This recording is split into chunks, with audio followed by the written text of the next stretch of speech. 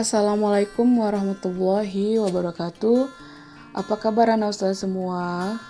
Alhamdulillah luar biasa, mantap. Anak ustazah, hari ini kita akan belajar SKI, yaitu tentang hijrah Nabi Muhammad SAW ke Taif. Sebelumnya anak ustazah telah membahas materi yaitu tentang hijrahnya Rasulullah.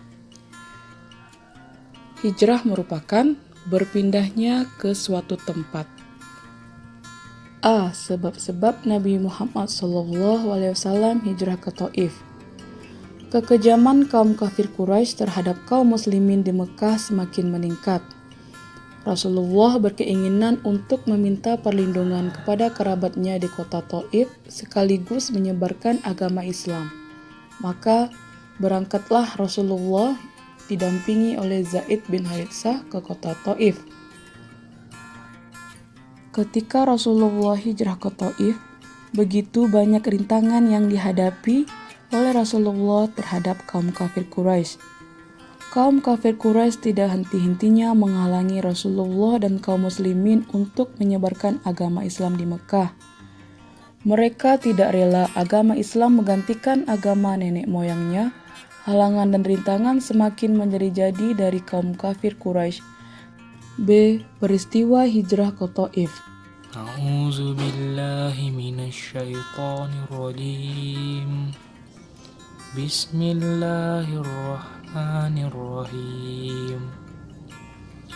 Wa qalu laula nuzzila hadzal qur'anu ala rajulin minal qaryataini azim. Yang artinya, dan mereka juga berkata, mengapa Al-Quran ini tidak diturunkan kepada orang kaya atau orang pengaruh dari salah satu dua negeri ini, yakni Mekah dan Taif. Surah Az-Zukhruf, surah 43 ayat 31.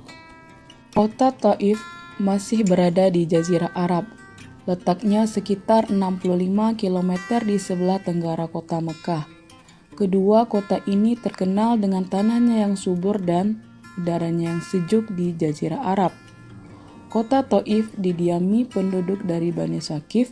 Mereka terdiri atas dua suku yaitu Bani Ahlaf dan Bani Malik.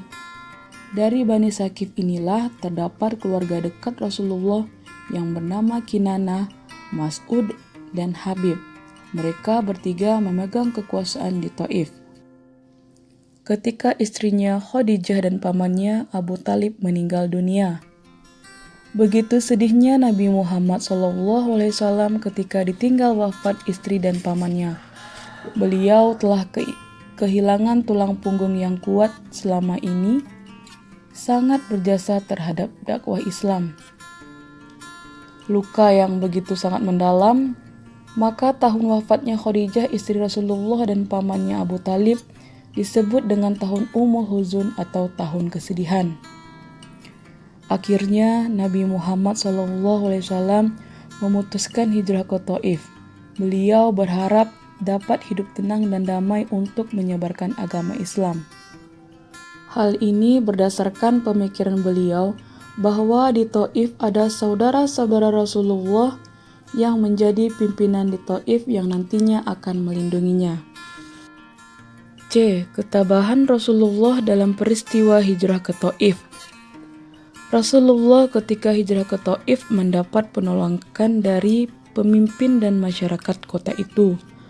Mereka mengusir dan melempari batu sepanjang jalan yang dilewati beliau berdua. Meskipun Rasulullah dalam keadaan terluka, mereka tetap melakukan perbuatan yang kejam.